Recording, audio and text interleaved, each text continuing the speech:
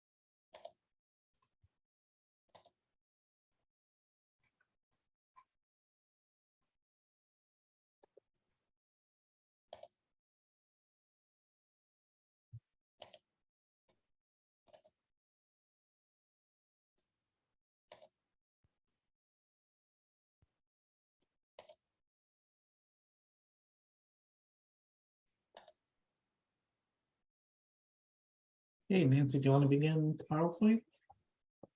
Sure.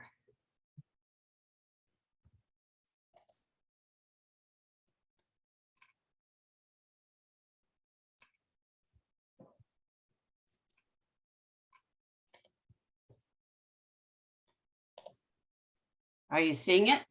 Yes. Great.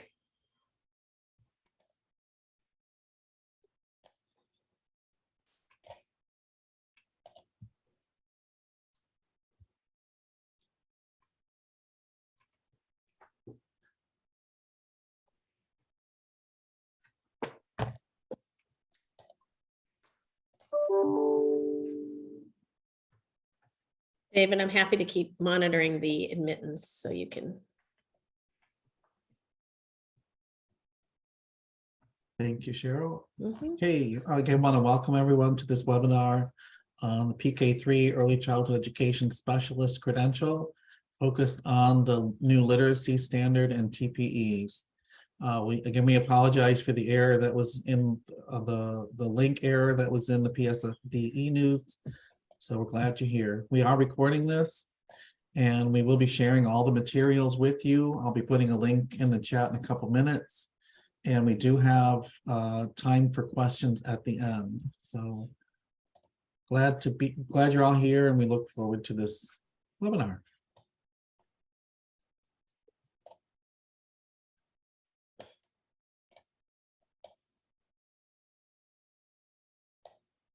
So why don't we get started? Next slide.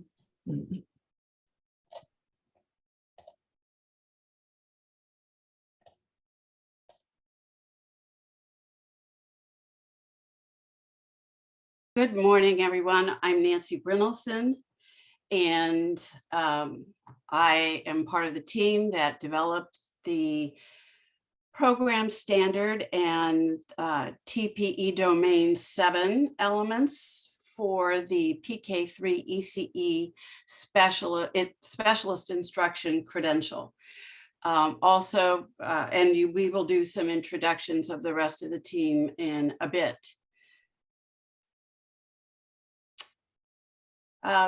Today, what we plan to do in our 2 hours together is to take a fairly deep dive into the standard and the TPEs.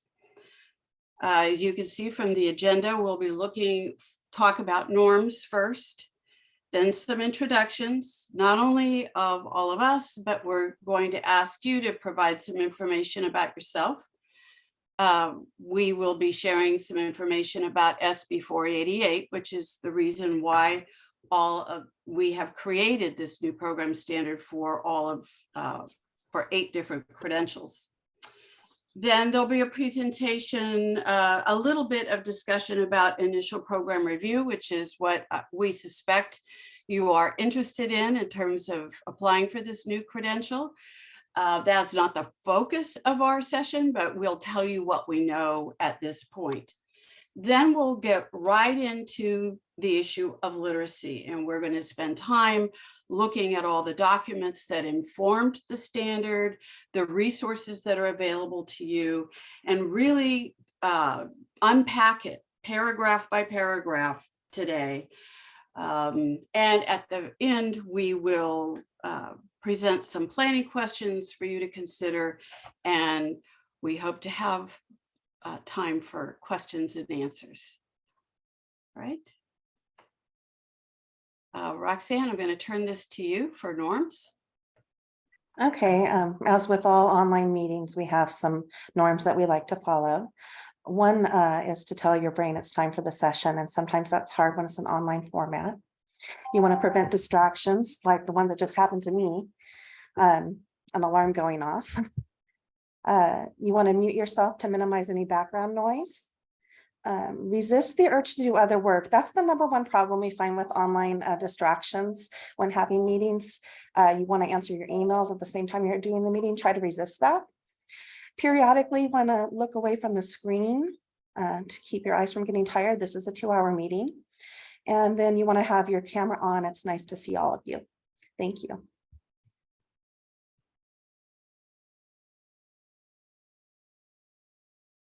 And then we have our staff here today. We have our director, who you've already met, David DeGear, and he's the director of the Professional Services Division here at the Commission. We have Cheryl Hickey, an administrator over accreditation here in the Professional Services Division. Renee Marshall, also an administrator. Erin Sullivan, an administrator here in PSD. And then the consultants who are part of the literacy team, Nancy Brennelson, our special literacy consultant to CTC, and then myself, consultant in the Professional Services Division. And we're happy to be here with you today. Nancy?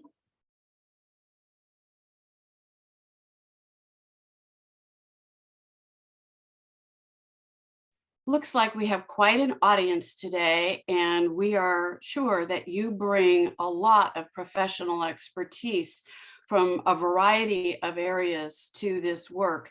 And so we thought we'd ask you to just give us an idea. So I'm going to launch a poll of asking you to provide us some information about your background. So we're hoping that all 153 of you can see the poll now. And I'll give you a few minutes to fill it out in terms of your expertise.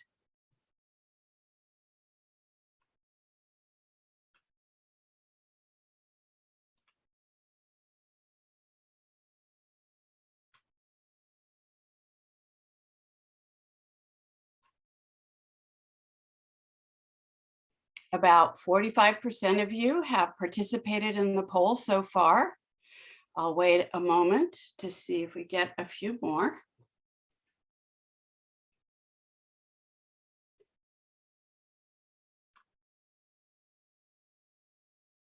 And with that, I think I'll end the poll and share the results with you. Okay, are you seeing these results?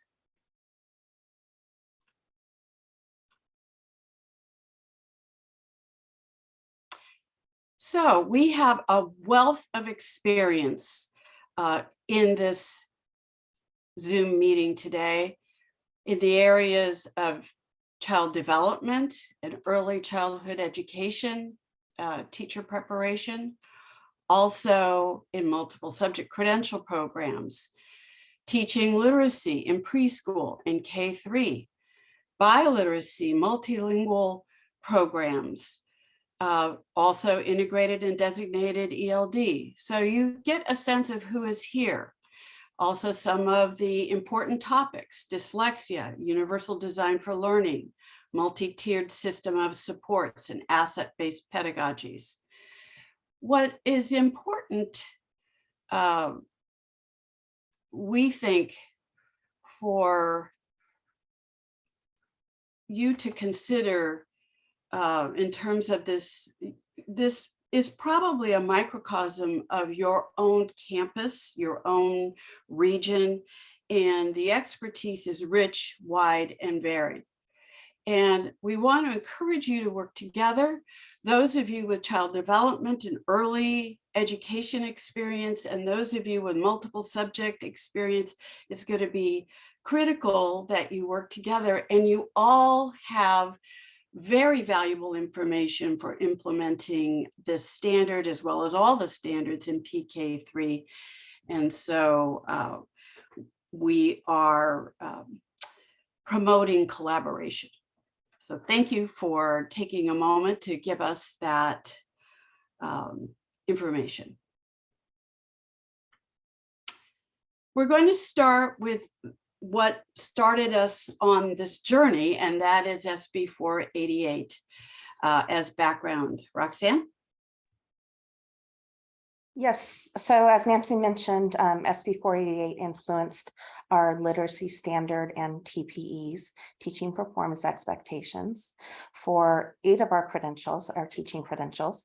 And so we are aligning this new credential, the PK-3 ECE Specialist Instruction Credential, with all of our other 8 credentials in the area of our literacy standard and TPEs. I say align, but it's not, each credential standard and TPE was uniquely designed for that credential. But you'll find commonalities among them all. And a lot of those commonalities come from SB 488. We have an overview here of some of the key components of the content of the teacher preparation from SB 488.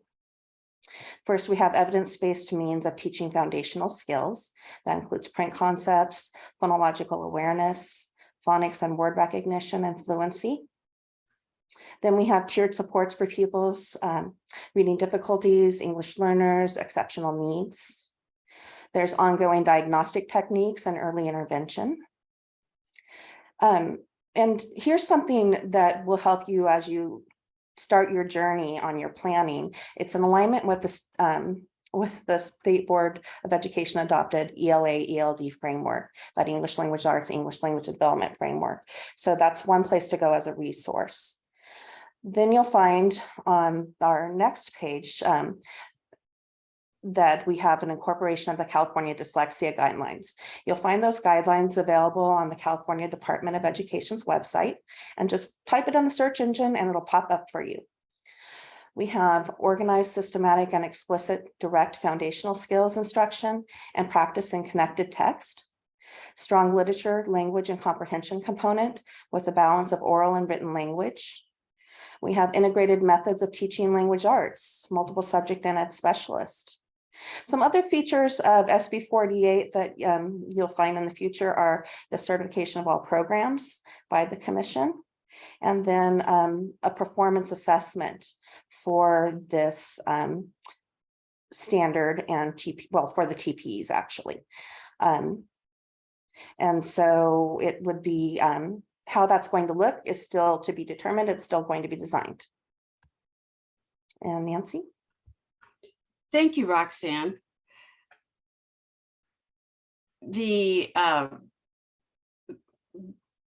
just gave you a link to a Google folder with various documents, and one of the items there is a brief summary of SB 488 with the Ed Code citations.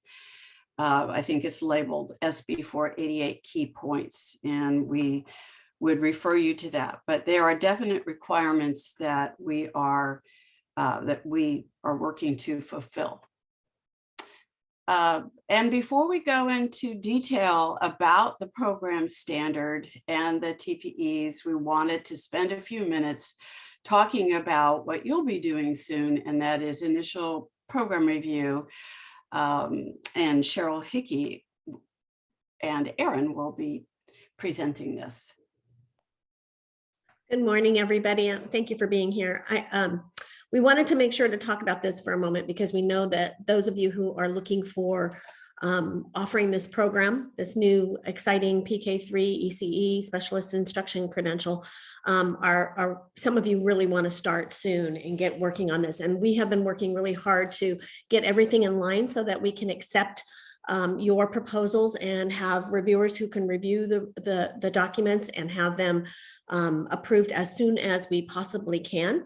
To that end, we are proposing, we will have another one of these webinars focused specifically on what we will be asking for these new proposals. We are going to hold that on February 3rd from 9 a.m. to 11 a.m. and we will record it for those of you who can't make that particular time period. We are going to put that with the Zoom link in tomorrow's PSDE news. So you'll have the link to that there. At that point in time, we'll have more specificity on exactly what kinds of documents we need, what kinds of things we're looking for. And we have obviously begun and have been talking about this for quite a while now about what it is we need to see, and having, our trained reviewers review the documentation. So let me turn it over real quick to Erin Sullivan, who can give you some preview of what we may be looking for. But this particular webinar today, we really want to focus on what is in the standards and what is in the TPEs. We wanted you to have time to think about your program design apart from what you have to submit to the commission. But what do you need to have as you think about designing this program when it comes to literacy instruction?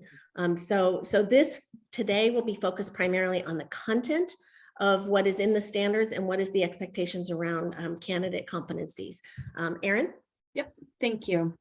Good morning, everyone. So for those of you who may not be as familiar, if a commission approved institution would like to add a new program offering, so in this case, it will be the PK-3 credential.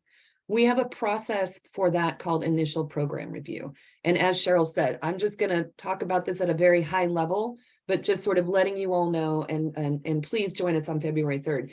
Even if you are at an institution that's been offering programs for a very long time, if you haven't added a new program to your menu in a while, that it will be important to come to that February 3rd session so we can take a deep dive into that. But we do have this process called initial program review, and it is a process that much like the program, the regular program review activity that happens in year 5 of the 7-year cycle, it is a process that asks for specific pieces of evidence that taken as a whole will demonstrate to the reviewers who look at it how the program that is being proposed is aligned to the standards. So again, in this case, specifically the PK-3 standards. So for those of you who are not as familiar with this process, we do have an IPR page on our website. You could take a look at what it is we currently ask for preliminary and initial programs, which will be the instructions similar to what we'll ask for PK-3.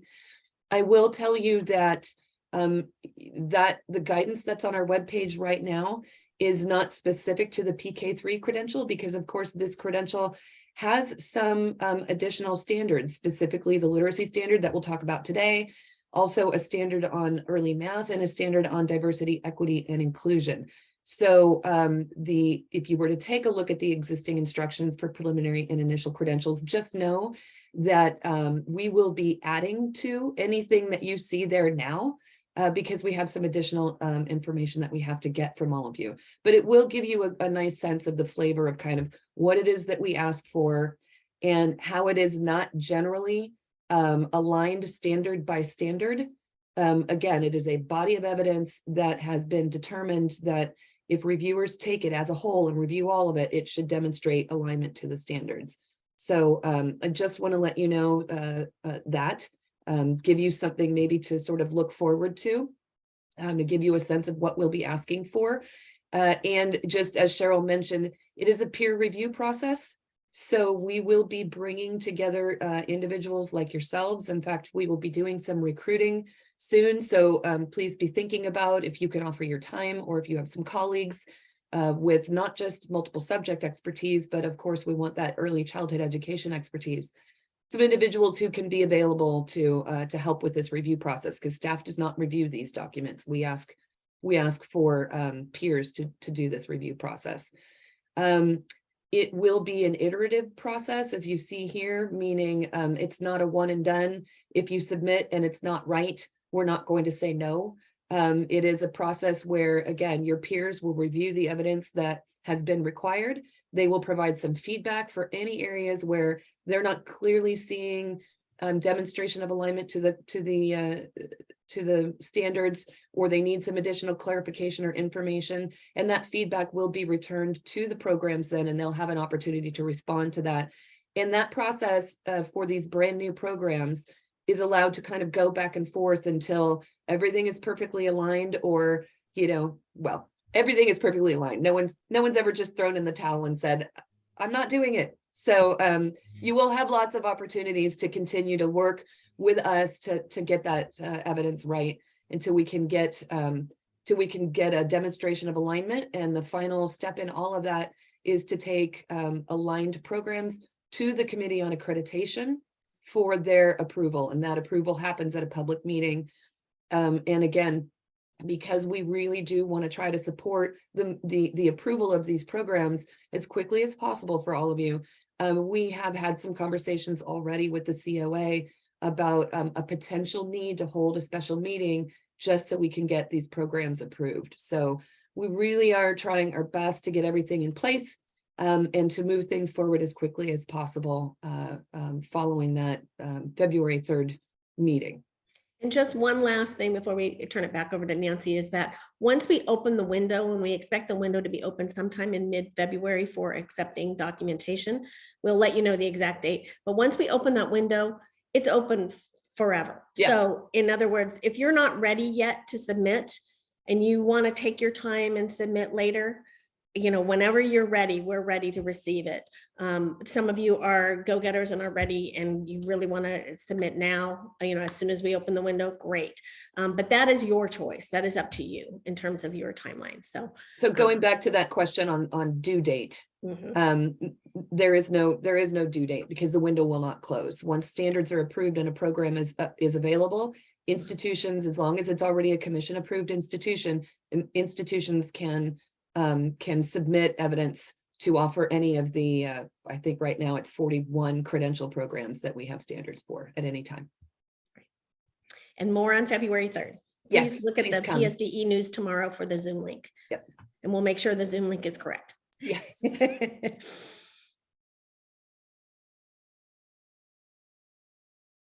Back to you, Nancy.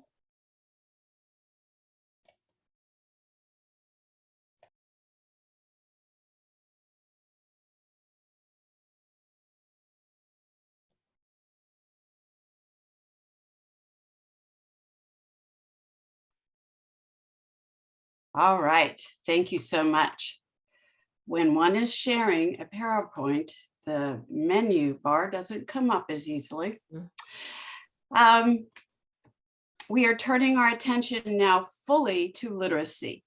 So that is the name of the game for the rest of this session. Thank you very much, Cheryl and Aaron. I think you put many people's minds at ease about this process, and look forward to you having the opportunity to submit.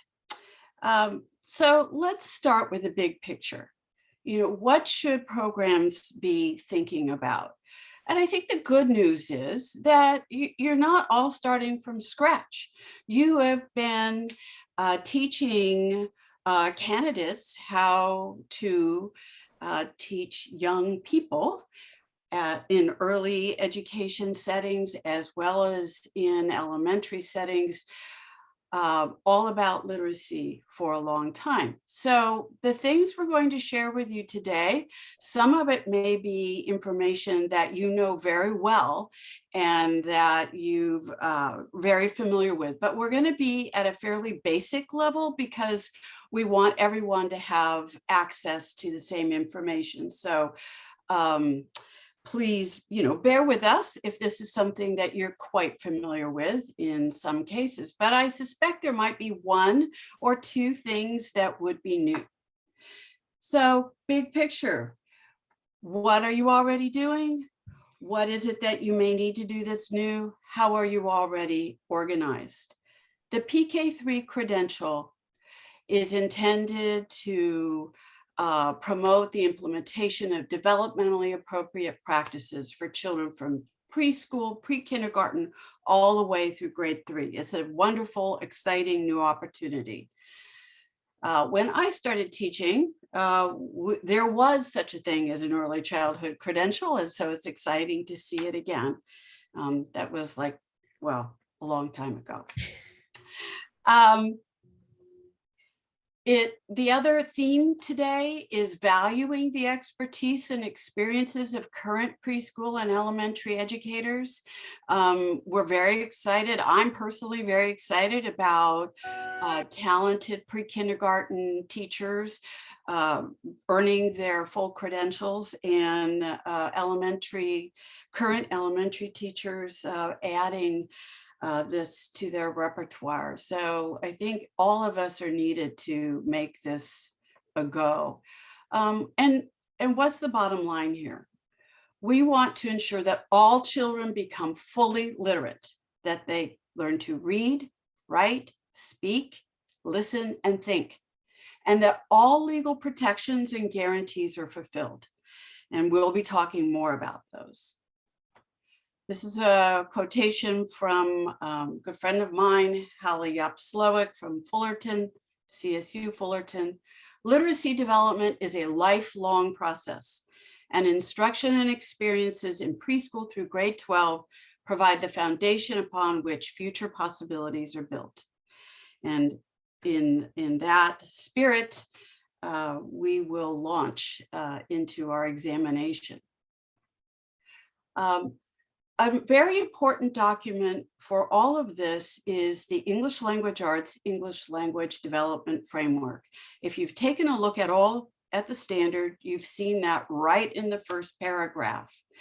And it begins with this graphic, which some of you may know quite well. It has some beautiful animation, but the animation isn't working today. So, but let me talk for a minute about it.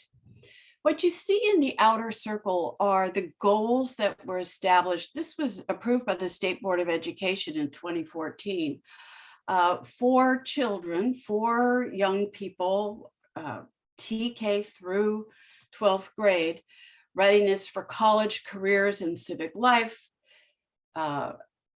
attaining the capacities of literate individuals. There's a description of that at the beginning of the Common Core Standards for English Language Arts, becoming broadly literate. So we're not just literate in one area, but across disciplines and genres, and preparing for the 21st century.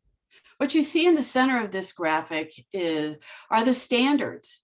And we are guided in this program standard for credentialing. So you're going to hear me say standard over and over again, and we sort of have to keep it straight.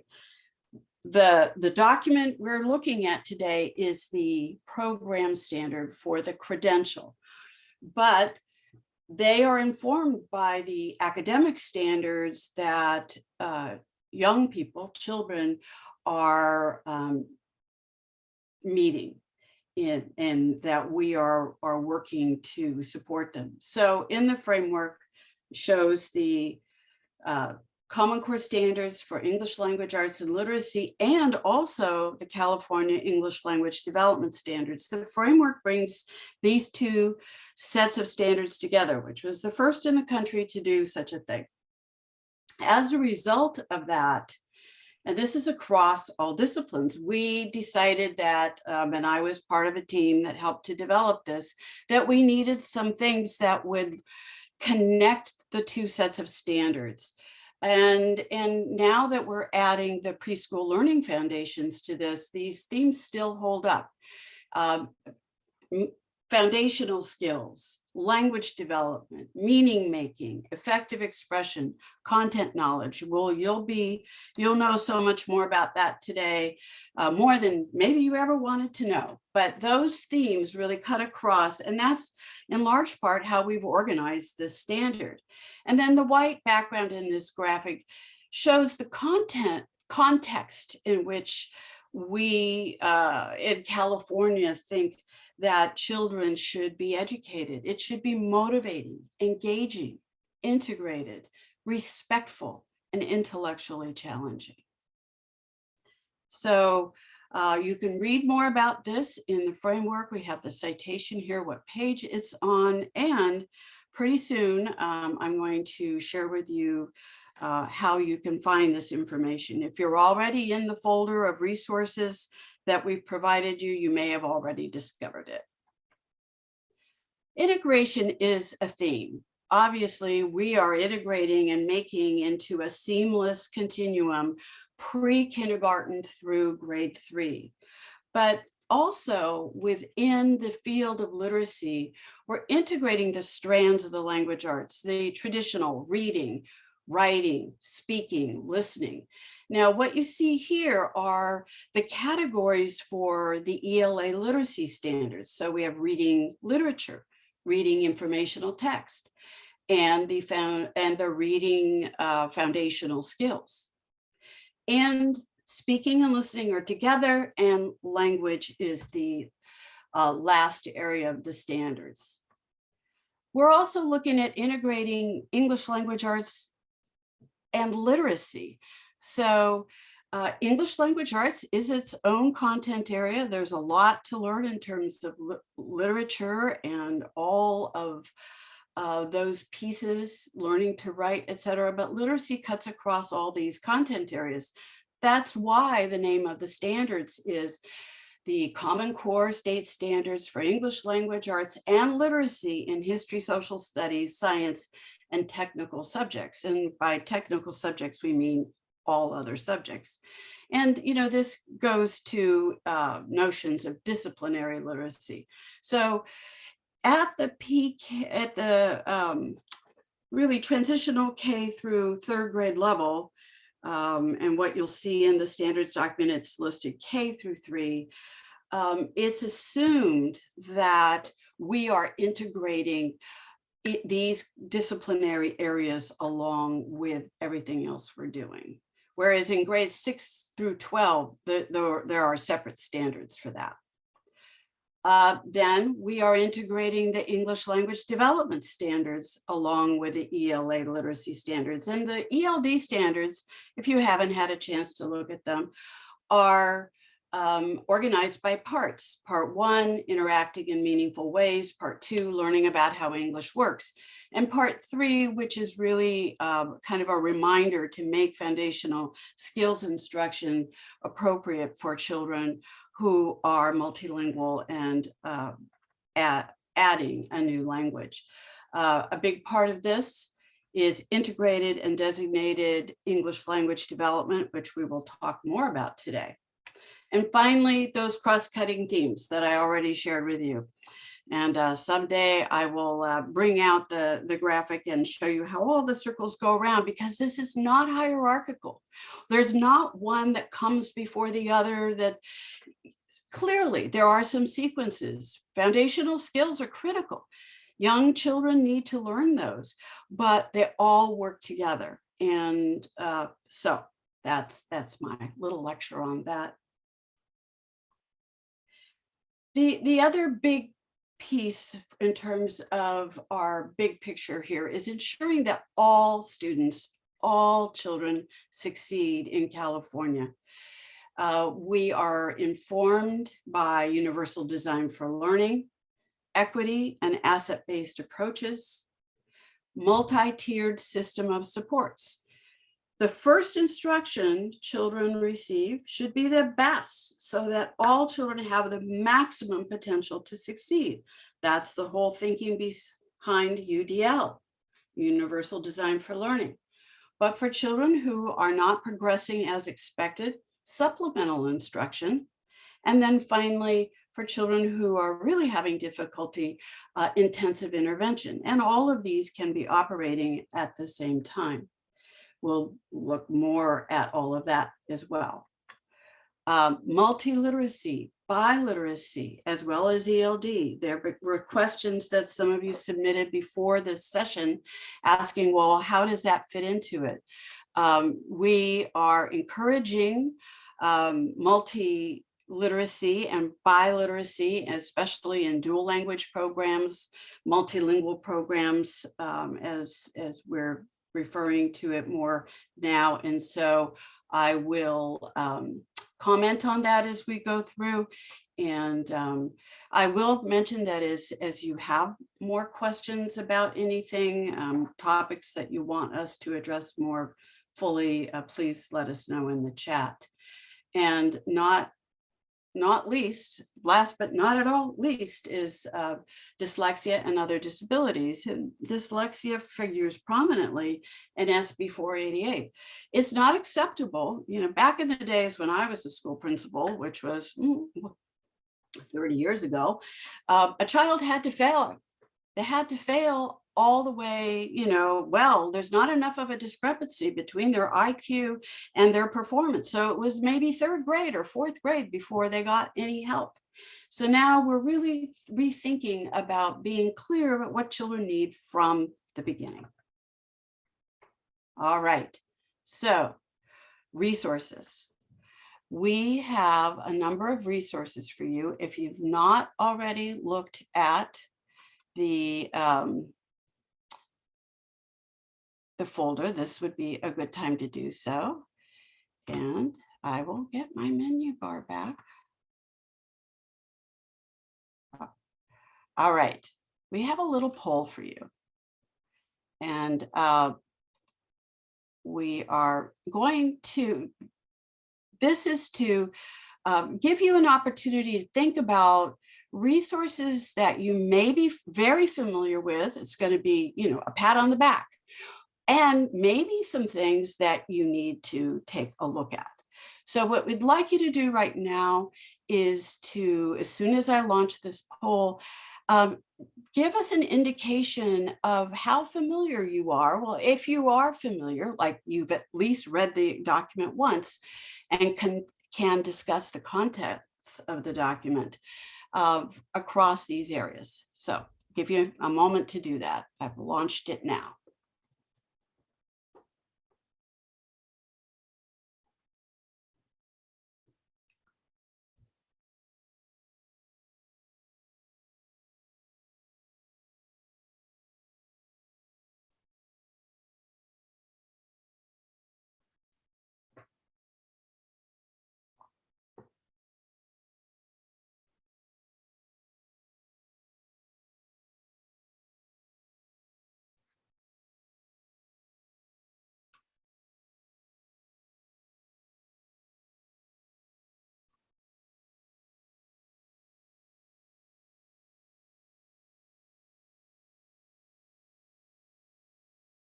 All right, about 65% up.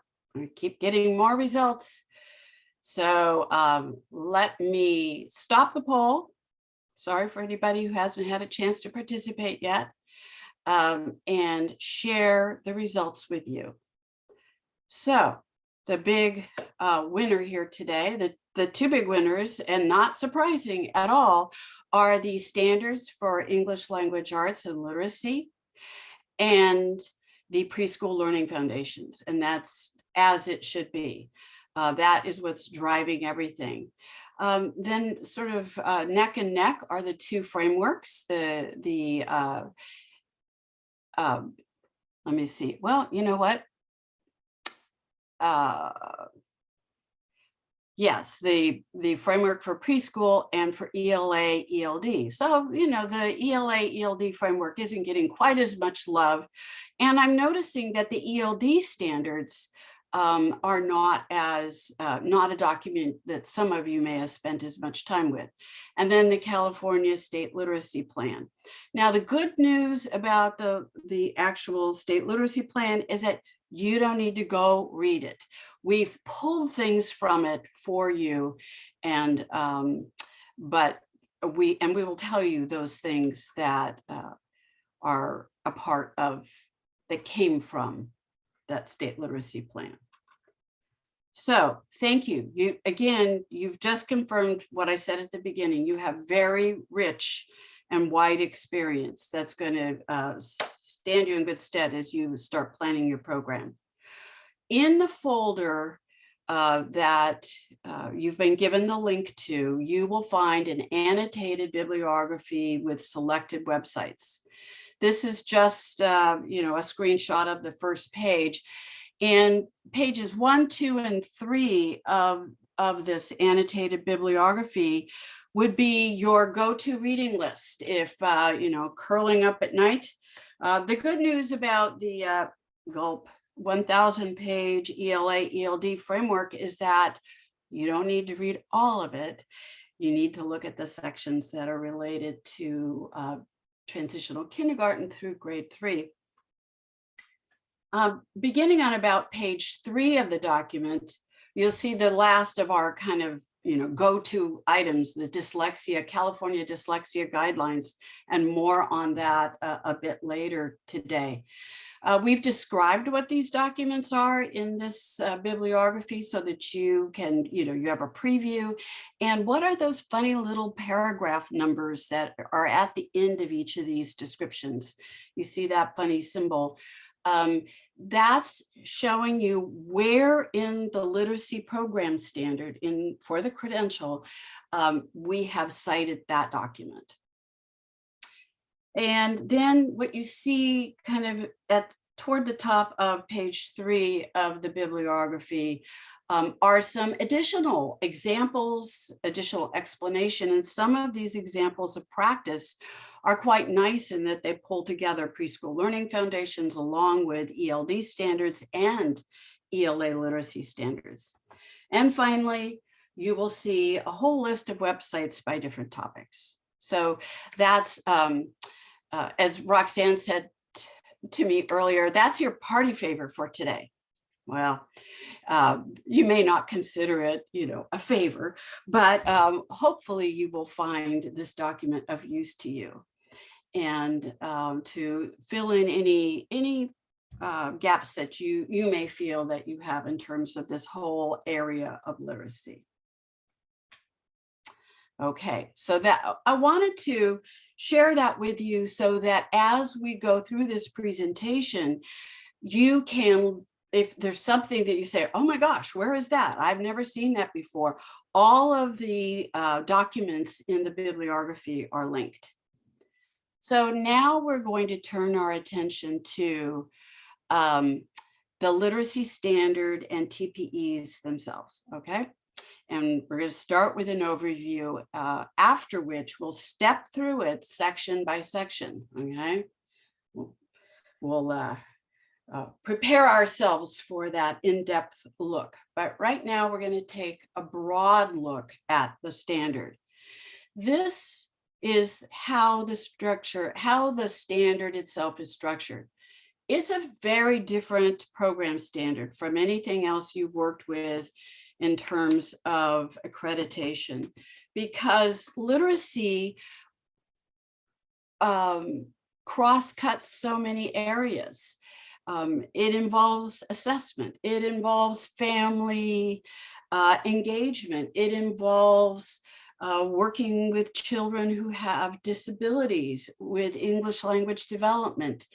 So as you start thinking about your program, you probably are already starting to think, well, where is it in our program, our current program, that we do some of these things? So the way that the standard is organized, and it is long, but we felt that the detail would be helpful. It's A, what we needed to comply with the law, and B, so that we gave a robust and comprehensive view of literacy. So it starts with, the first kind of 2 pages of the document is the introduction and overarching concepts, and more about that in a minute. Then the next sections are organized by those themes. Remember those themes you saw?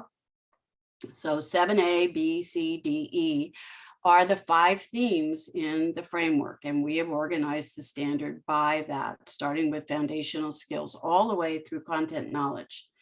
Then a section on instruction for students with disabilities, integrated and designated ELD, and a final note about the TPEs and clinical practice.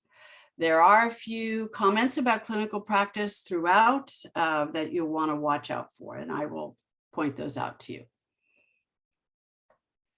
Just a moment on the overarching concepts, because really we have brought together many, many things, okay? The standards, the framework, universal design for learning. We already we mentioned that.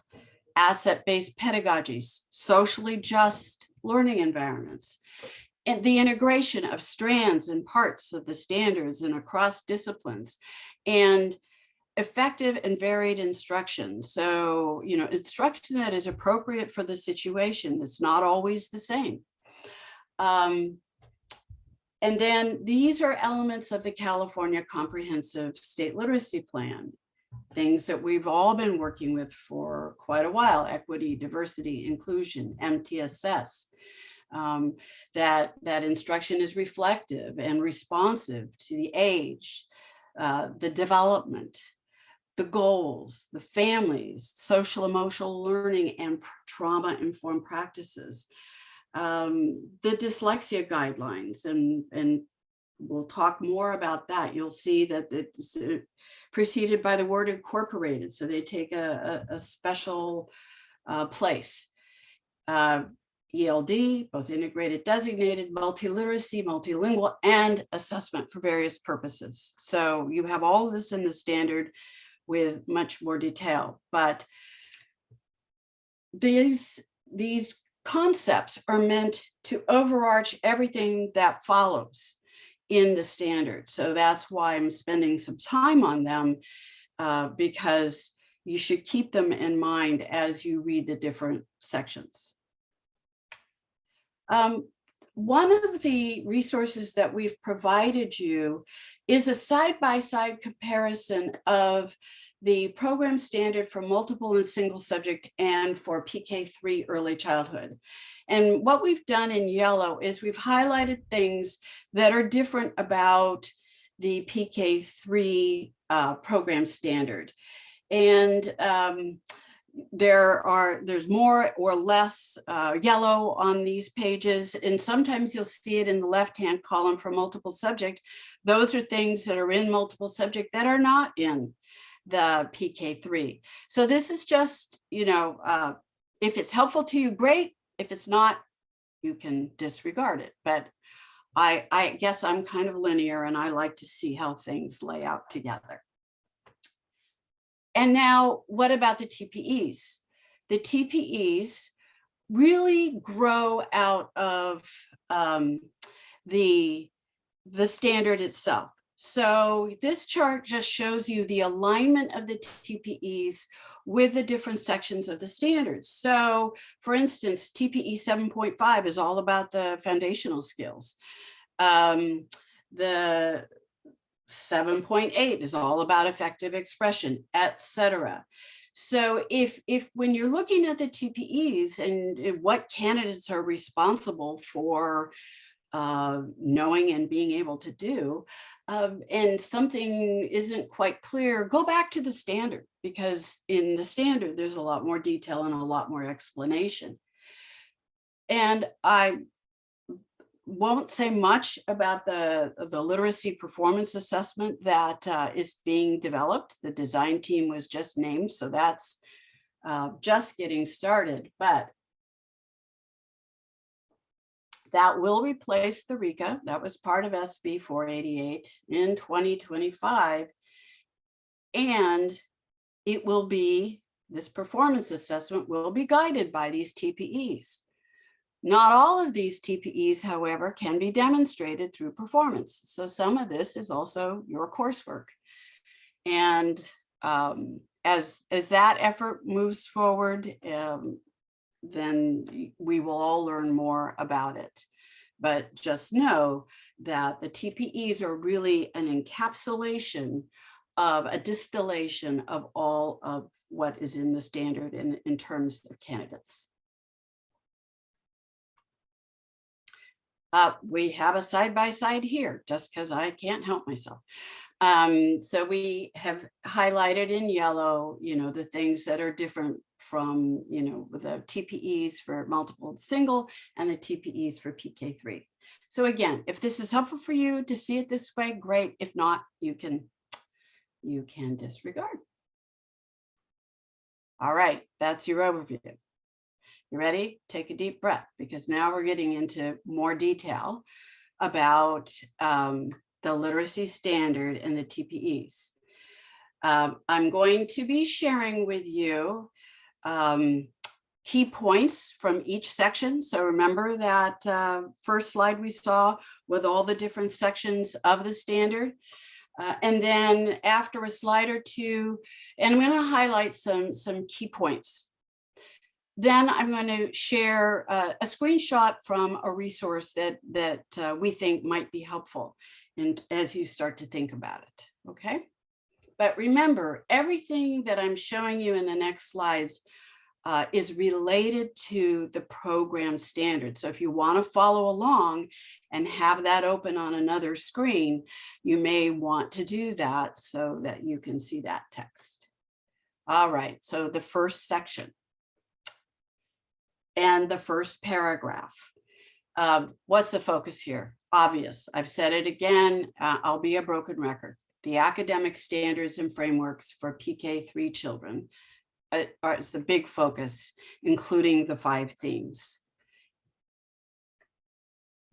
The second paragraph, we're really talking about UDL, asset-based pedagogies, and that instruction is organized, comprehensive, systematic, evidence-based, culturally and linguistically sustaining, and responsive to children's age, grade, and prior literacy development. And systematic doesn't mean that it's not developmentally appropriate and it's not playful. It means that we're intentional and we're planful about what we're doing. The third paragraph, and it has that long kind of bulleted list, is all those pieces from the state literacy plan, equity, MTSS, responsive instruction, sort of the same concept we just talked about, incorporation of the California dyslexia guidelines. That means that your instruction in your credential programs isn't just aligned with the dyslexia guidelines, but that they incorporate them. So your candidates will need to know about these guidelines and the content, and we'll get into that a bit more. Integrated and designated ELD, multiliteracy, multilingualism, and assessment. Those are the bullets A through G. And finally, one of my favorite paragraphs, it's all about instructional practices, environments, how they should be varied according to what you're doing, what you're teaching, all those adjectives there: active, motivating, engaging, collaborative, inquiry-based, etc. And a reminder, we're building on children's cultural and linguistic assets. We're building on family involvement and partnering with families. And we have both child-initiated, self-directed activities, as well as sometimes instruction is direct. Sometimes instruction is collaborative, and one would hope that inquiry is always a part of all instruction, but it's going to vary according to our purposes as instructors.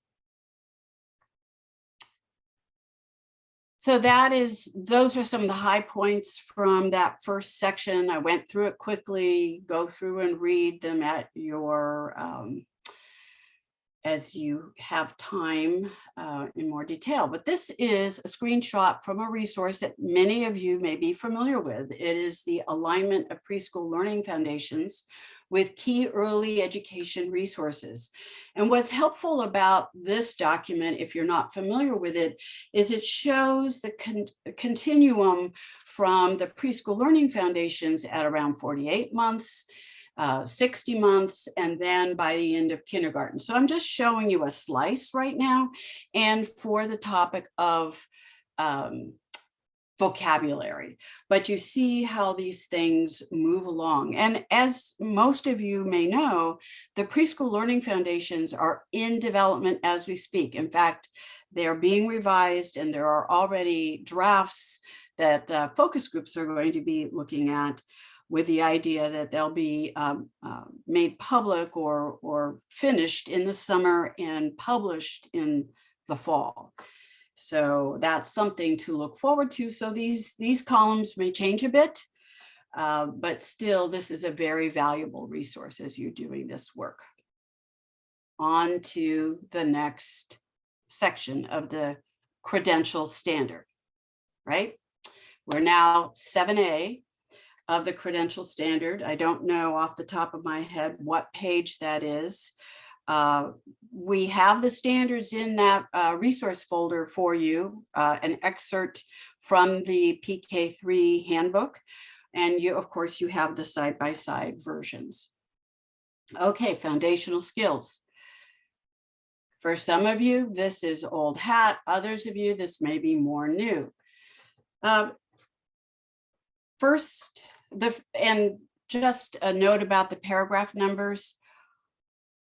I don't renumber starting over within each section. These are continuously numbered. So this is the 5th paragraph in the credential standard, just in case you're trying to follow along.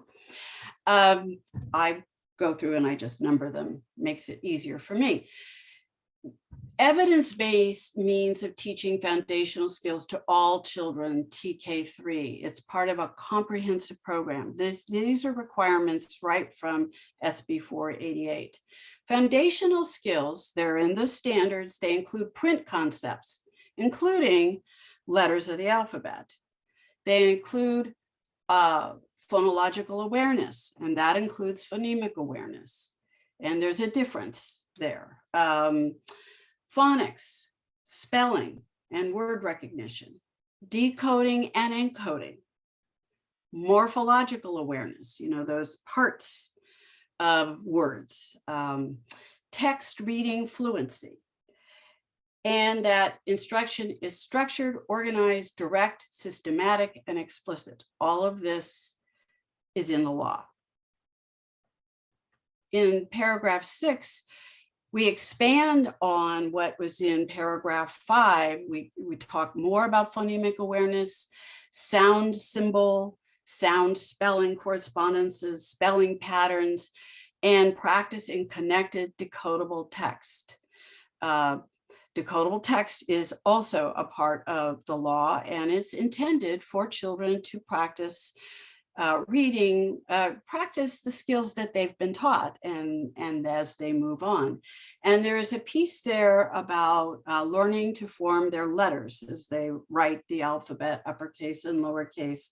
And you'll see a reference to that again in effective expression.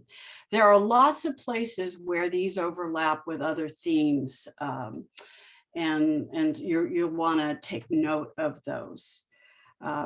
Because as children are learning phonics and they're learning to read in connected text, they're gaining meaning from that. And we'll talk more about that in a minute.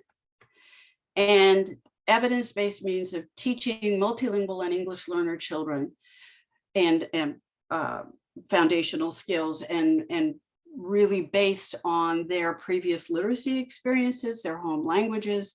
You'll see references there to cross-language transfer. And more. This is a lengthy section. Paragraph 8 in the standard really focuses on early intervention strategies. I mentioned this before. We're not going to wait until 2nd grade and realize that a child really cannot blend sounds together, and it can't, they're still shaky on the correspondences between sounds and letters. We're going to be clear about what children know and can do from all along, as you all do. You're great observers of children, and you know what they've learned, and you know how they're growing. So you see here ongoing measures of student progress, diagnostic techniques, tiered supports. That goes back to MTSS, remember? Best first instruction, supplemental instruction, intensive intervention. So tiered supports for children with literacy difficulties, with disabilities, and those children at risk for and with dyslexia. Again, this is all in the law. You'll see there's much more in this paragraph, but really pivotal here is knowledge of critical milestones. Like, okay, so what should be happening in the middle of kindergarten? What should be happening in the middle of first grade? When do I get worried? When do I not? And so we have lots of resources for you to help with that. Paragraph 9, here we are. I remember I said there would be some notes about clinical practice in other places, and here's one.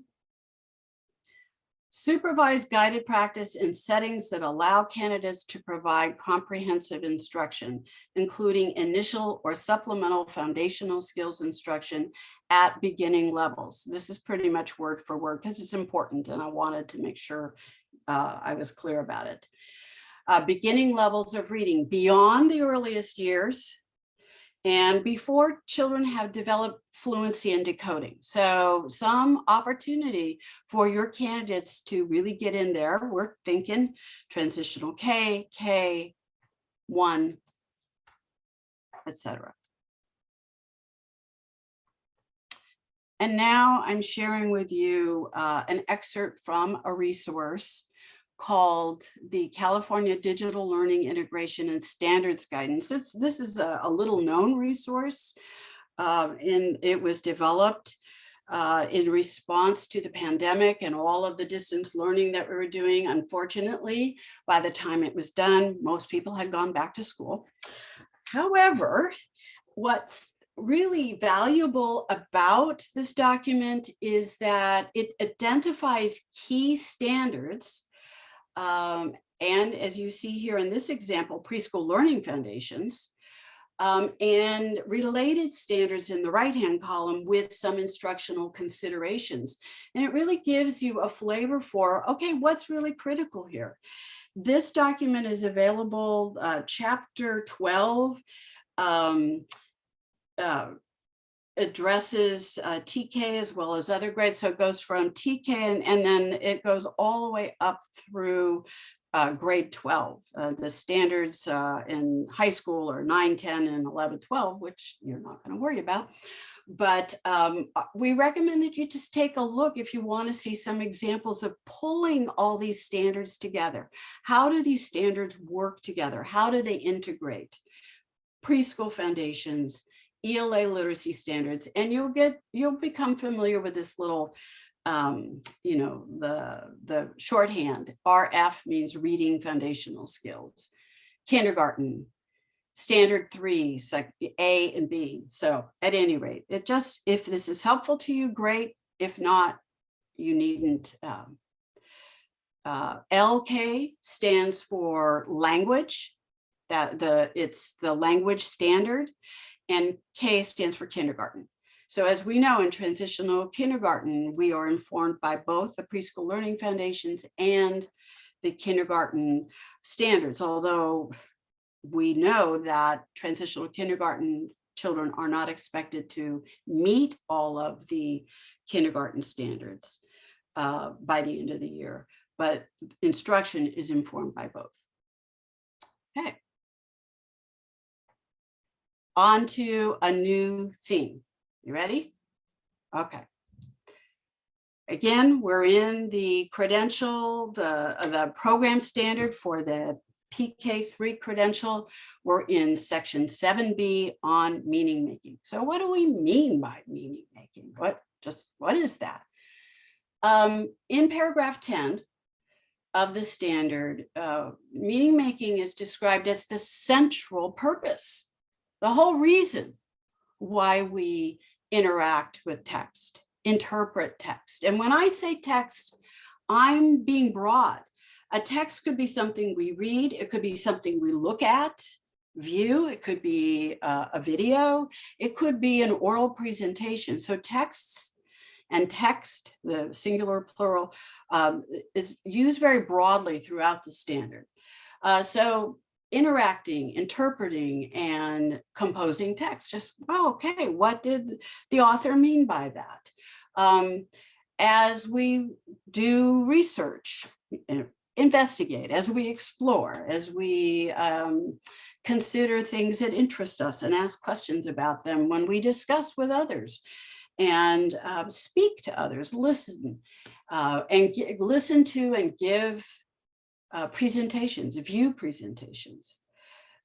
This whole paragraph is about rich instruction, rich early literacy, that whole continuum from the early years all the way through grade 3. There's much more here, but I just want to highlight literal and inferential comprehension. And you'll see a reference to higher order thinking. We know that very young children do very sophisticated thinking, and that we are emphasizing that from the very beginning, because we're not just, what happened in this story, but is, well, why did that happen? What do you think?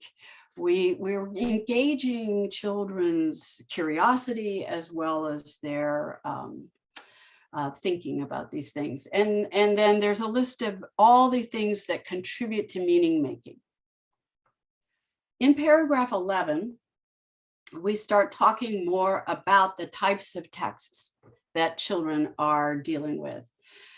Print, digital, all high quality, developmentally appropriate, both literary and informational texts. You know that already because the standards are divided by standards for literature and standards for informational texts. They're both critical. And we know how interested kids get in various topics, like, is it volcanoes? Is it dinosaurs? Is it, whatever it may be. And another notion about, you've probably heard close reading, and here we've expanded it a bit to our listening, reading, speaking, writing, and viewing closely. And here's the crux: to draw information from texts. We want to, texts exist to give us information, and so that we can ask and answer questions about that information. That's what we want children to be doing. Eventually, they're going to be, and you see the continuum from the early years all the way through 3rd grade, deep and sustained reading. Reading, it's not enough to learn to decode. It's not enough to read a decodable text. We need to do deep reading for long, sustained periods of time, things that interest children, things that educate them, illuminate the world around them. Anyway, I'll stop. Analysis of text complexity. There's a piece here, and you'll see this in other themes. It's like, do your candidates know how to look at a piece of text and say, is this too difficult? Why might it be difficult? Is it the language here? Is it the sentence structure? Is it the content? Maybe these are topics our children aren't familiar with. So, always planning instruction based on what it is that children already know and what's already in their worlds and where we're going next. But also, what are we presenting? The texts that they look at, the tasks that we design. And then integration with other themes. Because remember, the whole reason that we're doing foundational skills is that so that we arrive at meaning. And we don't just save meaning for later. We're doing read alouds, and we're doing all the comprehension and higher level thinking work very early on with our youngest children. Here's an example from the framework. It's from chapter 3, which is, I have to tell you, this is one of your must-read chapters in the framework. And in there, in addition to descriptions, it's by grade spans. So there's a grade span of TK, K, and 1. And there's an overview, and it goes theme by theme. And then there's a section for grade by grade. So there's TK, K, and 1. Within each of these grade level sections, there are these brief snapshots. It's just a little glimpse into instruction. It's just an example of instruction. This is one from TK. It's snapshot 3.2. It's on page 186. But look here at the bottom. You see the ELA literacy standards, the ELD standards, and the related preschool learning foundations at 60 months. So 2 of those, listening and speaking, as well as reading. So it's just a nice example of how those come together in TK. And you may find some of these examples inspirational, hopefully, maybe some more than others. All right, moving on, language development. Language is the cornerstone of literacy, learning, and relationship building. Language is who we are, it's our identity. And so in paragraph 12 of the standard, we are talking about how we create experiences for children, rich exposure to language, varied forms of language, formal, informal, how it varies by context, creating environments and interactions. Lots and lots of the notion here is interactions between and among children, between adults and children, teachers, etc. Looking at discipline-specific academic language and leveraging the linguistic repertoires. And again, still have, I can't spell this right to save my life. And encouraging multilingualism. We're not trying to, we want to sustain the languages that children bring to the classroom. And if they're fortunate enough to be in a good multilingual program, they can, but we're still honoring that in all of our programs. Getting a bit more specific in paragraph 13, we're looking at how does language work? Like, why do we say it like this? Examples of how language is working. Effective teaching of vocabulary. You know, vocabulary is learned both indirectly and directly, and in many ways. And we have some examples there in the standard. Grammatical and discourse understandings. That's, you know, big term, but what do we mean by that? Well, just how are sentences put together? And not that we're teaching that, but we're always giving children examples of language that's rich. Some sentences tell us more, they're more descriptive, they have lots of detail in them that give us information about where were they when this happened, etc. So that goes to all of those discourse level understandings, and that language is going to vary. I commented on this before: by purpose, audience, context, discipline. Again, analysis of tasks that children are going to be doing, and analysis of their own communications to guide you in planning, to guide your candidates in their planning. And again, integration with other themes. Another resource in the framework, and this is out of first grade, we not only have snapshots, I showed you that just a couple of slides ago, we have longer vignettes, okay? And the vignettes show English language arts integrated with ELD. So that's integrated ELD. And then we have vignettes that are designated ELD. And we'll talk more about that in a minute.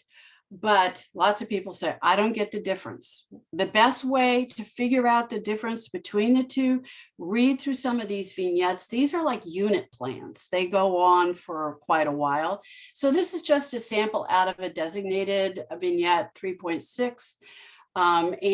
They're dealing with vocabulary and unpacking dense sentences so that they can figure out what those sentences mean.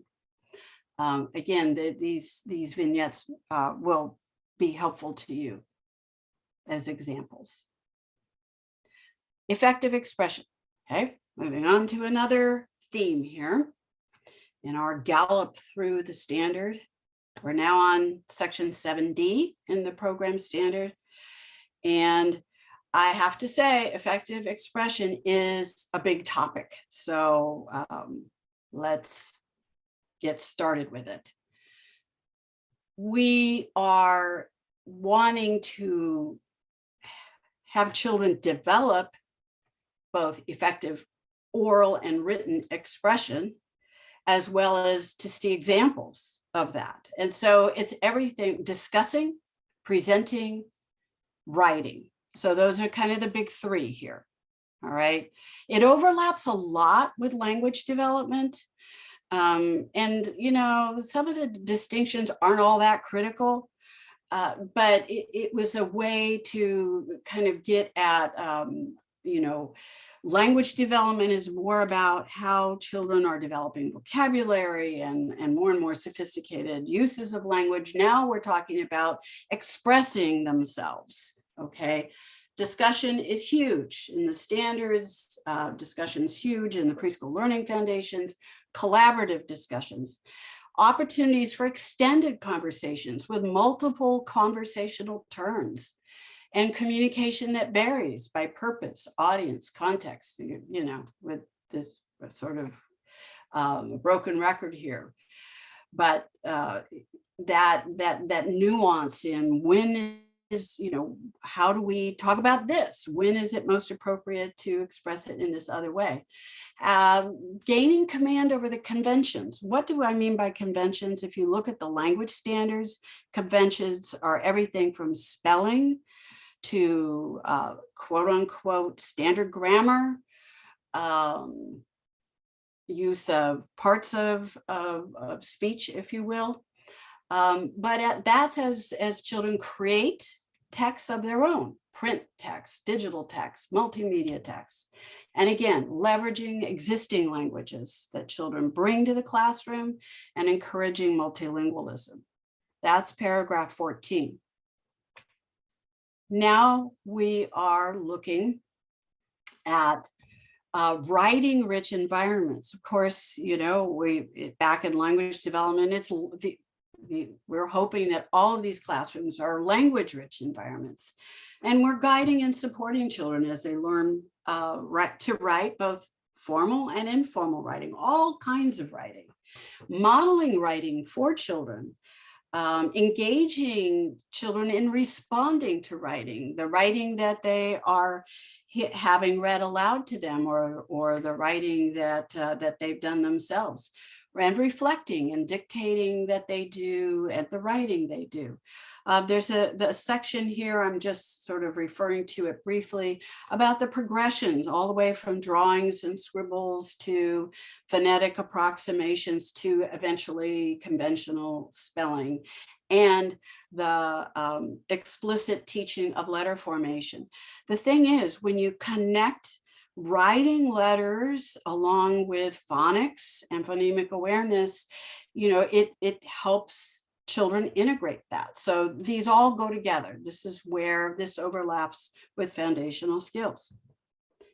And a last paragraph, 16, in effective expression, we're getting into much more formal writing here. And really, you see the note in grade 1 and beyond. So it's our attempt to, you know, signal you that this is for older children. But organization, style, mechanics, the writing process, planning, developing, providing feedback to peers, revising based on feedback from peers and teachers, editing, producing writing, and producing oral presentations. There are, in the standards, as you probably know, there are three big topics in the writing standards: opinion, information, and narration. So children are writing in all of those genres. When they get to grade 6, they're moving into argument and they're getting much more sophisticated. But at the early grades, we're really looking at details, and we're looking at opinions that are expressed by authors. Keyboarding is here, and technology and multimedia, and there are standards about keyboarding, and you can take a look at those. The value of spelling and handwriting fluency. And what I mean by that is the more quickly a child can write, more fluently a child can write and spell without having to stop and really agonize over it, the more they can express themselves, the more they can get their thoughts on paper that they can, or onto the keyboard. So but there's a lot of research to support this, that we want this to become automatic, just like we want the sound symbol correspondences to become automatic. Automaticity is an important milestone for children.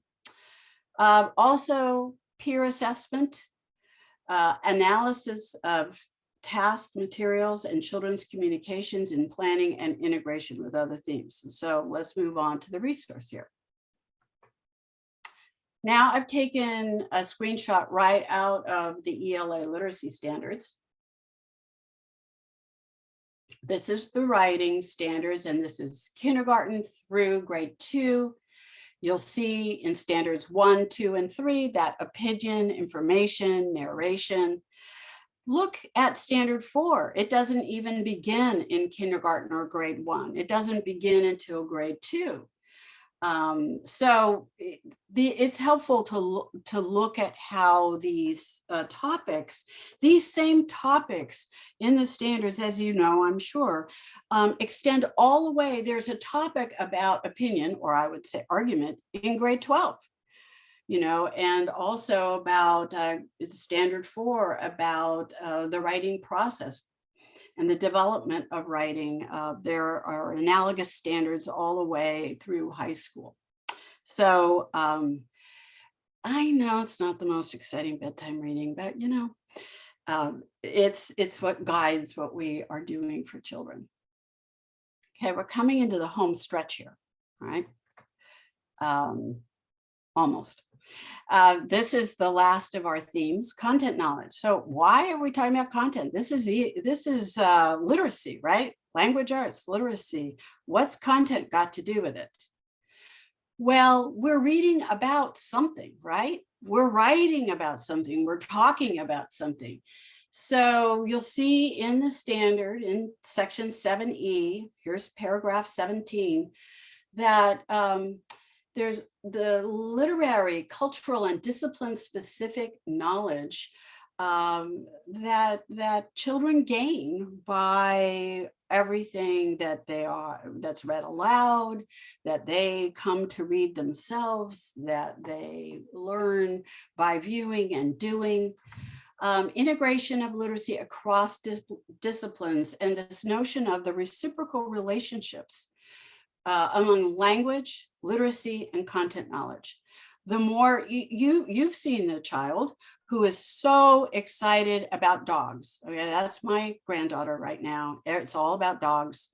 Her father is allergic, so I don't think there's a dog in her future, but she wants to read about them. She asks for dog books and dog sheets for Christmas. At any rate, the more we're interested in something, the more we're motivated about it, etc. So all these things work together. Collaboration. So much easier in the early grades to collaborate. All the adults are really working together all the time. It's later in children's education that it becomes harder, but that's important. There's a bit in this part of the standard about how content knowledge, it can be really motivating for children, especially when the relevance is clear, when it reflects their and values their own experiences and cultures, and is responsive to their interests. So content is important. And the importance in this next paragraph about full access to content. In the old days, okay, we're not going to study anything about science or anything about social science because we have to, learn to read everything first. No, we have to do it all.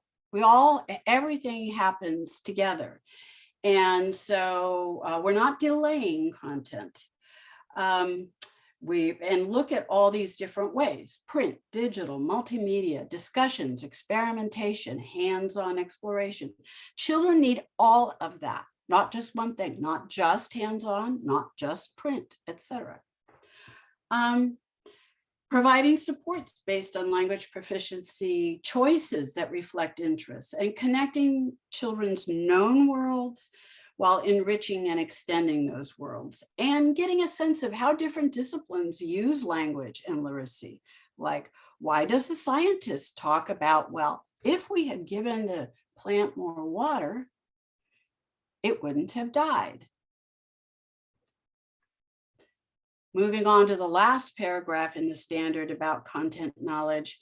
As children progress through the grades, we are exposing them to increasingly complex texts, both as read alouds and in the text they read themselves.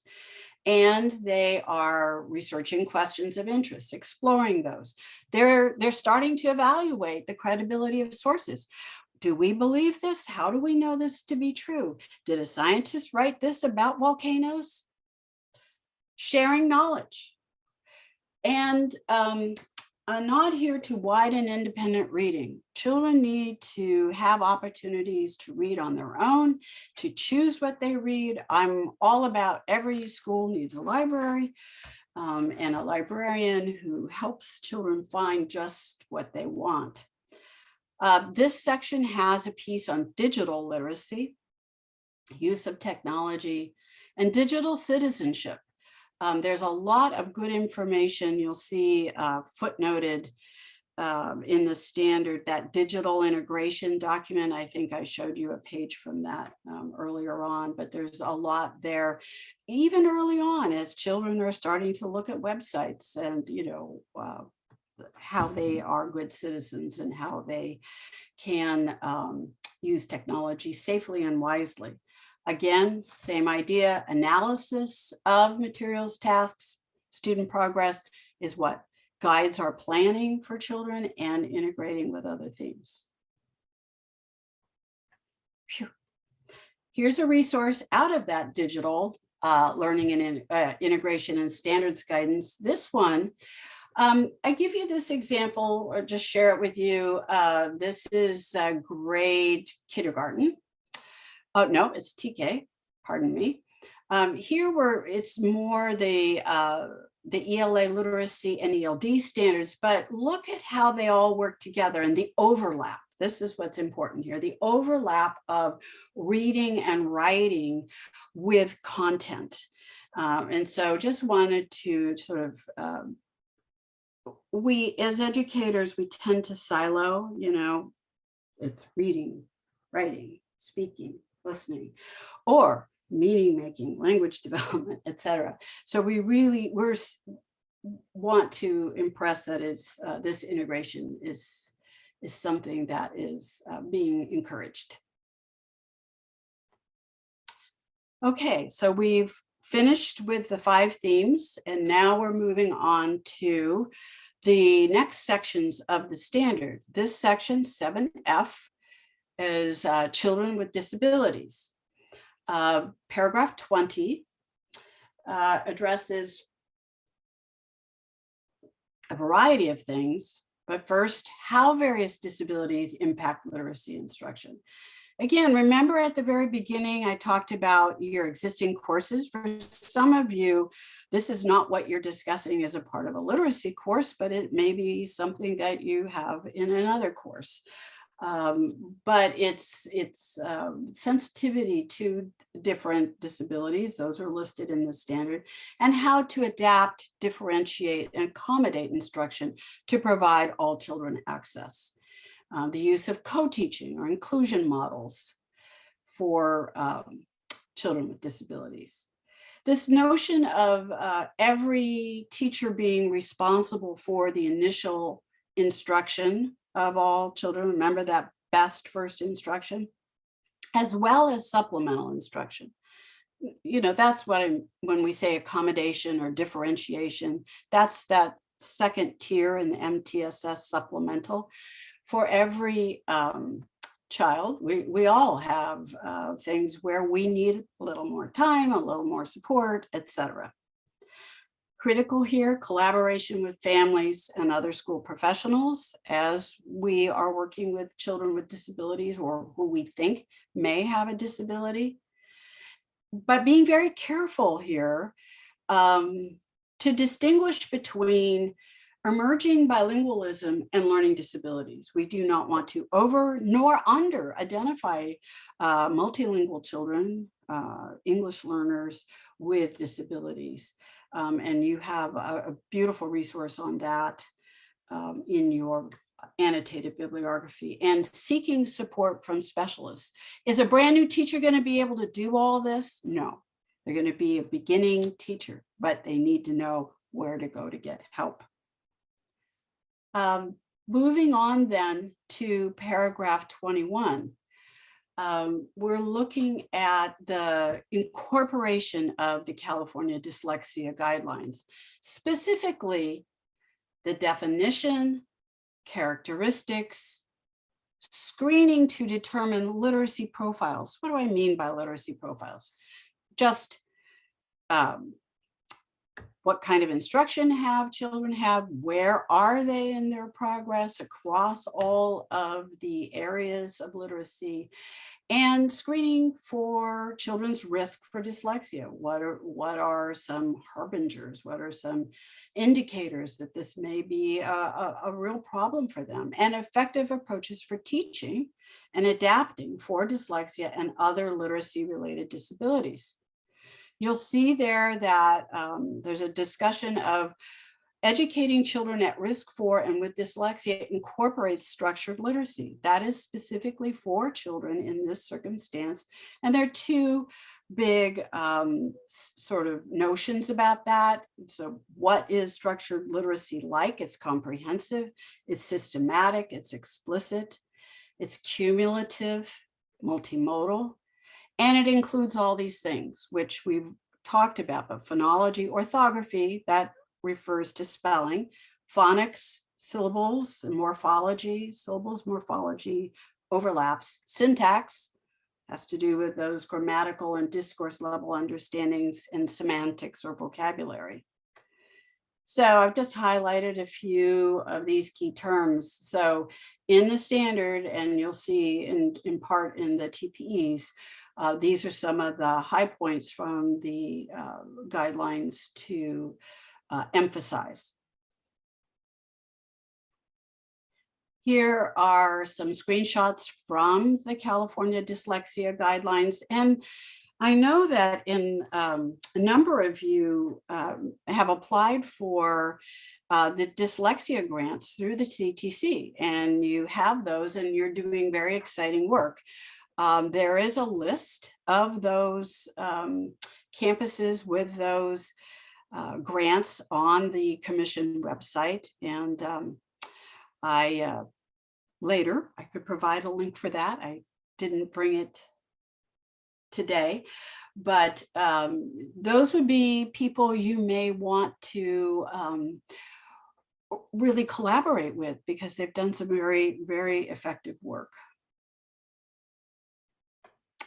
Now we're moving on to integrated and designated ELD. That's, a lot of people are like, what, ELD? What? That's not my, that's somebody else's issue. but it's all children, everything that they need. First of all, ELD is integrated into English language arts as well as all other content instruction, English language development, and it builds on cultural and linguistic assets. We're not taking a deficit approach. We're taking an asset-based approach. The language that children bring, whoever they are, their dialects or home languages, is all to be honored and valued and built on. We plan the standards are intended for planning. It's for planning as well as determining where children are. But ELD standards are kind of unique in that they're meant to be used in tandem with other standards. So like the ELD standards along with the ELA literacy standards or preschool learning foundations. When we get the new preschool learning foundations, there will be new sections on ELD that are more aligned with the current ELD standards. I've actually seen a little draft and they look really exciting to me. Instruction is based on literacy profiles. We talked about that before, and children's English language proficiency. This last statement here, develop children's abilities, and these are like 3 goals that you'll see in the standards: use English purposefully, interact in meaningful ways, and understand how English works. Now, what about this integrated and designated stuff? Comprehensive ELD includes both types. So integrated is we're using and understanding English to access and make meaning of the academic content across disciplines. We're supporting children in their understanding and that's informed by the ELD standards and strategies that we have. The focus of instruction, however, are the standards for the content that's being taught, okay? With this is support. Designated, sort of the flip side of that, children are taught language skills critical for engaging in their grade level content learning. So in this case, the ELD standards are the focus of instruction. This may be small groups. This may be, later grades, maybe another setting. Maybe we have a language specialist coming in to co-teach or to work with individual children. Highlighted some of these key points here with the standards in tandem, those 3 goal areas, and really the focus of both integrated and designated ELD. Classroom teachers, multiple subject, as well as PK-3 are responsible for both integrated and designated.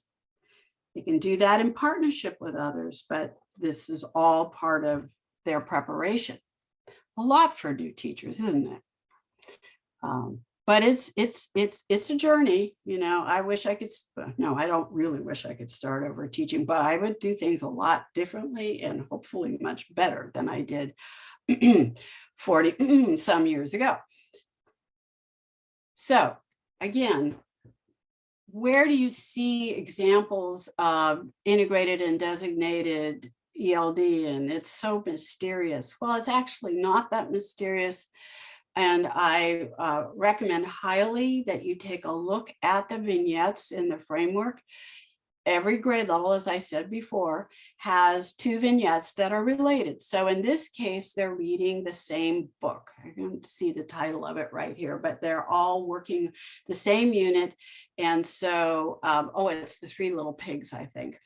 And this is in kindergarten, and you see some of the dialogue between the teacher and the students and how language is being supported. And then the vignette 3.4 is designated. You see where the teacher's taken, a deeper look at the language that the children encountered in that read aloud that they were doing as a class. So again, I recommend these vignettes to you. They'll give you a better sense of what these things are. Oops. Well, We just came to the bitter end. Now, let me just fix this. That's what I get for having a heavy finger. So, this is the end of our examination of all of the sections of the standard. Screen sharing has stopped. All right, okay. You know, gee, and I was being so proud of myself too. All right. Ta-da, here we are, back again.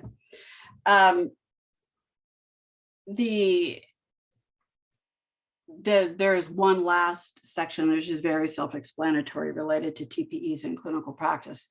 I will go back, and I think you should take a look at the requirements or in the standard and students with disabilities for opportunities to work with children who are at risk for or with dyslexia where practicable. And I may not have highlighted that as clearly in my comments when we talked about that. Okay, so what does this all mean? Okay. What are some things that you may want to consider as we have taken this deep look at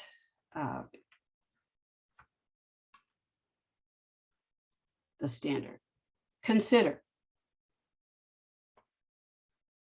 Okay, where is the professional I'm assuming that most of you, and I can't see right now how many there are in this session, but last I looked, it was like 175. So there are a lot of you out there may be planning to submit a proposal to implement a PK-3 credential program. Who can contribute to the needed expertise in early learning, K-3, literacy, ELD, multiliteracy, dyslexia? All of those are critically important. And how you all can ask yourselves the question, how can we partner? How can we collaborate to make all of this happen? I wish I could get my menu bar back. Oh, there it is. And then some other questions to consider. Your program design. That's your big task ahead of you. In which courses will content of this literacy standard and TPE be addressed? In what course, which courses, how many courses? You know, I have friends who, in at least their multiple subject program, have 3 courses that deal specifically with literacy. What content exists in current courses? What content is new? How should courses be configured or reconfigured? What evidence can you all, as you ask yourself, can we develop and gather? Course maps, syllabi, readings, assignments, course discussions, links. All of that will be part of what you submit as evidence and what you'll learn more about on February 3rd when they do the session on IPR.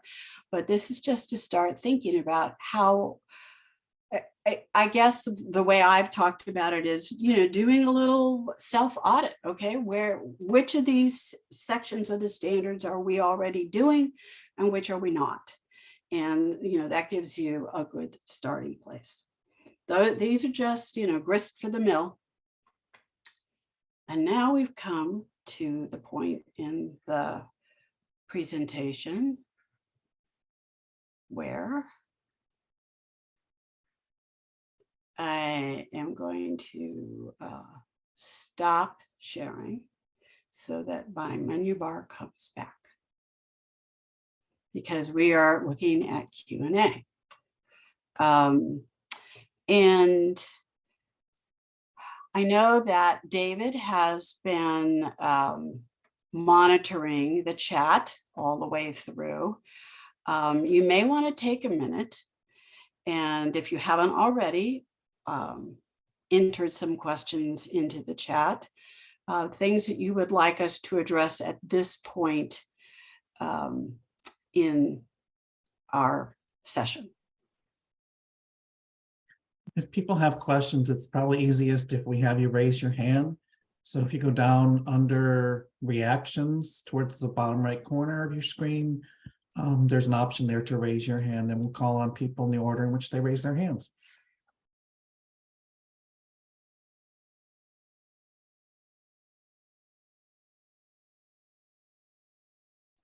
Helen Davis, go ahead.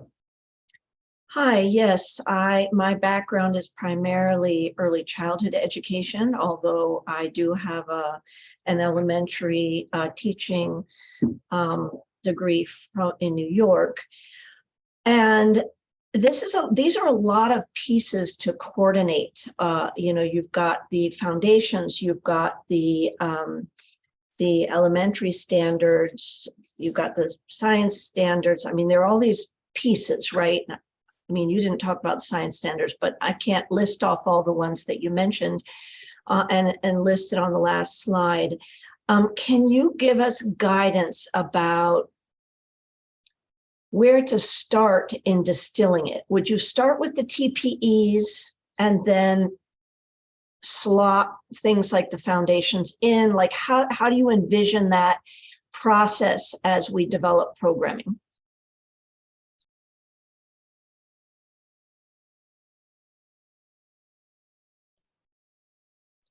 You're muted, sorry. Of course. Cheryl or David or Aaron, you want to take a first crack at where to start? Well, that's a tough question, because I think, bringing the right people to the table to me is the first place to start, making sure you have individuals who have that cross expertise that you're going to need for the standard. The standard is very complex and it does demand a lot, but it also, a lot of it reflects what has already been demanded of K-12. So, the early childhood piece of it is really important. So making sure you have that expertise in there. How you you could backwards map from, I always like to do a backwards map from the TPEs. What is it that the candidate needs to know and be able to do? And that kind of drives how you put your curriculum and your field work together. I think really paying attention to some of your clinical practice as equally as well as you do to the coursework is going to be really important. Making sure candidates not only learn that through their coursework, but that have opportunities to practice. And what does that look like? And making sure that it's, planned, it's intentional, it gets to all of the TPEs that you can get to. And, this may be a question for people who have run programs before, design programs that may have some better suggestions as well. I don't know, Aaron or David or Renee. I actually want to chime into this for a second, Helen. As somebody who comes from the early childhood world and has been in the EDU world, something that has been really helpful for me are the frameworks that are, they kind of go align with the standards from Department of Education. But to me, the frameworks are like the umbrella. They tell the story of like the curricular area and what that flow and that plan should be for that child's whole journey through the system. So to me, the frameworks are more like this narrative that it makes a lot more sense how it all fits together when you hear like the story of it versus like standard by standard is so truncated that sometimes we get so hooked into the standards that we like forget the overall umbrella. And the frameworks have kind of gone a little bit more to the background as, there's been a big push with rigor and standards and whatnot, but the frameworks are really a beautiful way to like kind of understand what that whole continuum of learning and development looks for that child for the entire time they're in the system. And so maybe we can send the frameworks, maybe we can put a link to the frameworks in the chat. So that way, people, and the nice thing with the frameworks too, is you can actually go to the section on, okay, well, I really want to really understand this kindergarten, first grade, third, like you can go to certain parts of it to become more like expert in certain areas, but it also tells an overall picture kind of like in a narrative almost kind of way. And to me, that was always like really translatable to my practice, if that makes sense. The framework is in the annotated bibliography as well. Perfect. Thanks, Roxanne. So I was just going to say, I was going to put something in the chat, Roxanne, about the hot links are in the annotated bibliography for the preschool. curriculum framework and the English language arts, English language development framework. And just one more comment. I mean, I'm a former school principal, preschool through grade 5, and the challenge of addressing the full curriculum, every subject, has always been difficult, has always been daunting. And so, but I really agree with Renee that those frameworks give you so many ways to look at how things can work together. The point, at some point, yes, you need to have dedicated attention to every subject, but you also need to look at where they cross over and work together. Where you begin, it's that, as Cheryl said, who comes to the table, what's new, what isn't, you know, build on your strengths. You have a lot of them.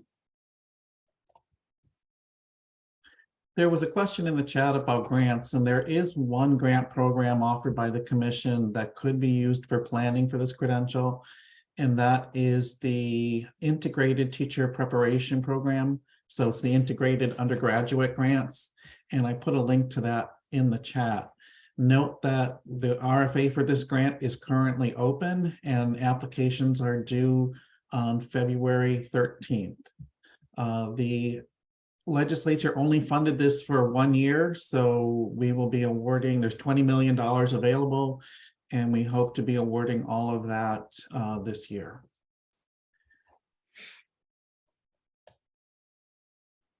Then we got someone to hand up, and it's Fountain K.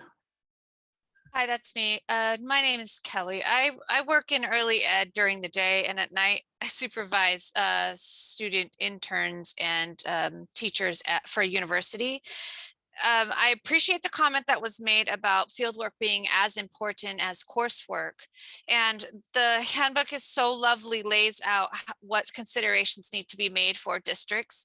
And one of the challenges I think that we face as university supervisors is that when a teacher is paired up with a district teacher, there isn't the level of expertise that is required for this alignment of these different documents, from the preschool learning foundations to the Common Core standards. So when institutes of higher ed are looking at applying, will there be specific things they need to meet in that fieldwork practice area to make sure that not only the university supervisor has early ed experience, but also that the district mentor, whoever the district is supporting teachers with, also has a level of expertise in the area? Because there's a very big mismatch even now, and the credential's not yet out. I'm happy to address that. We're working on a clinical practice guidance document for PK-3 that hopefully will have available in final form for February 3rd. Thank you, Rosemary Wren, for working so hard on that. I completely agree with you. And I think for a period, you know, this is a new credential we're starting up based on things that, you know, we're trying to merge the early childhood world and the TK, you know, through 12 world, kind of pieces of the multiple subject. So it's a mix, a blend of the two, and it does require some very unique thinking about that. And so I think for a while there, that is definitely going to be a challenge. And so that piece about the mentorship and about supervision, I think is going to be a very important one for you as programs to make sure that that candidate is supported well. And finding that those mentors that have that kind of background. So we are addressing it a little bit in the clinical practice guidance document. The standards are the language that we have to abide by in terms of like the letter of the standards. But completely encouraging programs to make sure that candidate is supported in all of the ways they need to be supported. So I think you're absolutely right. And it may take a few years for us to get kind of on a good path with this because of maybe a dearth of who might be out there or looking for externally being creative about who those support people are. So.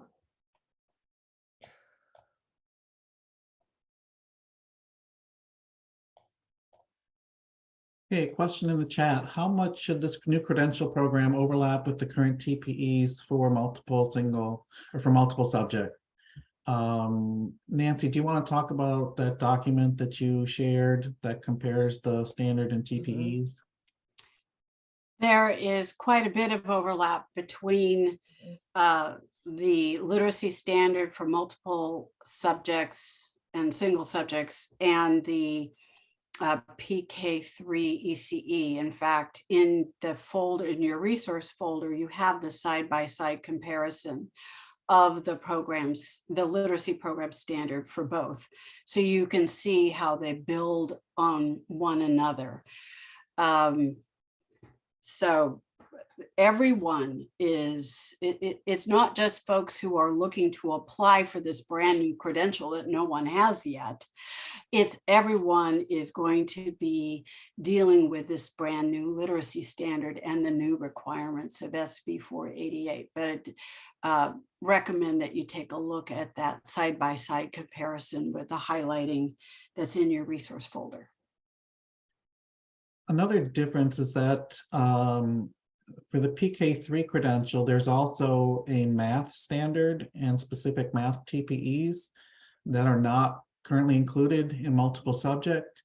We will be having a webinar on that math standard and TPEs, I believe on February 2nd. Someone correct me if I'm wrong.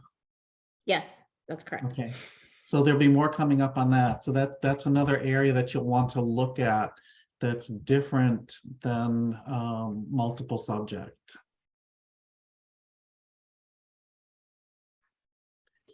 As we're coming close to the end here, we do have an evaluation form for today's session in your folder, and David or one of my colleagues will put the link for that in the chat as well. Because this is the first time we've done a webinar on this brand new standard, and we want to know what's helpful and what just isn't helpful at all. That would be useful.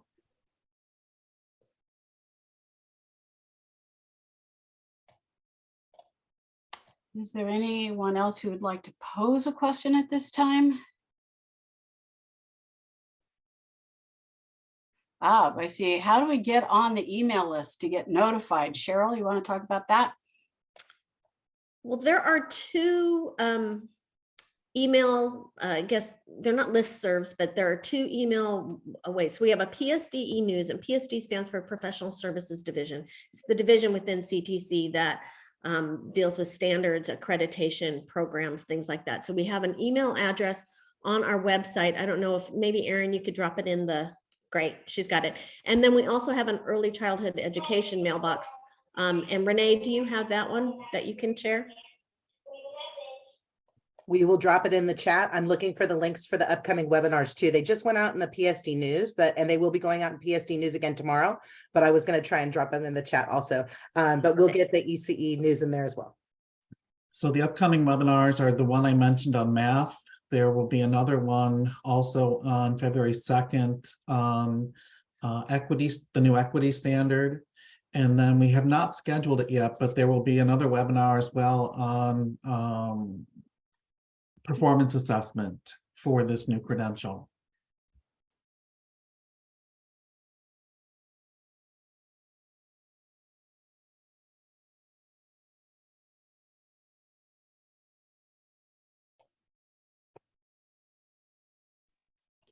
It's helpful to sign up to receive the PSD e-news. And Renee, do you have an e-news for the? Yes, the ECE e-news, we just put that in the chat, or actually, sorry, I believe we actually put the ECE mailbox. We have the ECE news also. So we'll put that there as well. I apologize to everybody. I'm trying to cut and paste, and for some reason it's not allowing me to move all the text in about the upcoming webinars, but the links and everything will be on the PSD news that goes out tomorrow. And if anybody needs help subscribing to that, please just email us at the ECE mailbox, and we'll get you connected with the PSD news and the ECE. So news. I posted how to register for the PSD news in the chat. Great. Thanks, Erin. Just a little information about that. It comes out Fridays, sometime Friday afternoon, usually 3:30, 4. is when it comes out. So it is delivered weekly. And you can cancel your subscription at any time. We don't know. So don't feel like if you sign up and then later when you cancel, we're going to know you're not watching anymore. It's completely up to you. But just letting you know, it is weekly. It's weekly on Friday afternoons.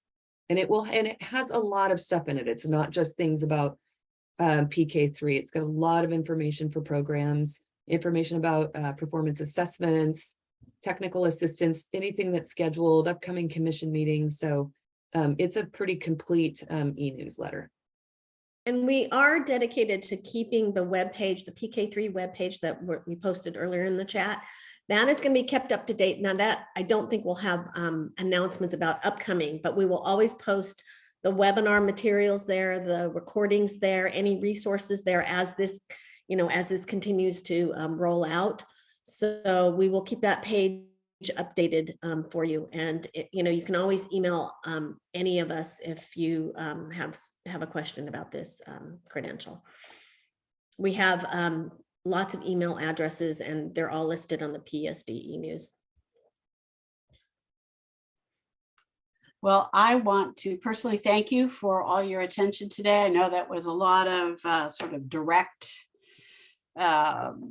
lecturing and looking deeply at the document. And I wish you all the best in developing your proposals for this credential. Thank you. Thank you so much, everybody. Yep. And a special thank you to Nancy. And please complete the evaluation form. Thank you.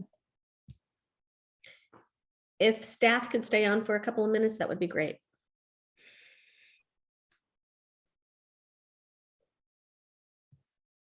I'm going to stop recording. Great.